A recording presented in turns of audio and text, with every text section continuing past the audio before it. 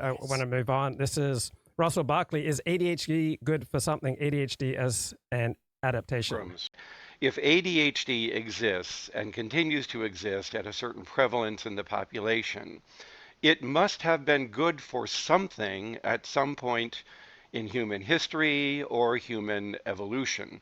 That is to say, it must have at some point been adaptive. Otherwise, why would it still be here? And that's a very interesting question that people have asked. And to some extent, it has a certain, to me, superficial appeal because it kind of makes people feel better.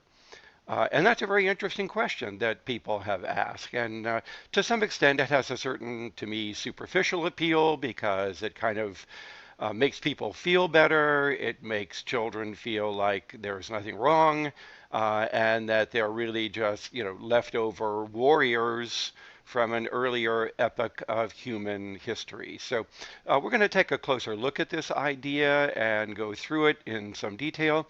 It's going to get a little technical at some point, so I apologize for that, but hang in there because as I promised you, and as many of you have commented, I do not dumb down this information for lay people. I speak to you as if you were my students, colleagues, friends, and what have you. So here we go. Let's get the PowerPoint started as usual. Okay, bring that up. And now we are asking the question, does the existence of ADHD mean that it must have been good for something at some point in time? Is it adaptive or was it adaptive in earlier times of human history?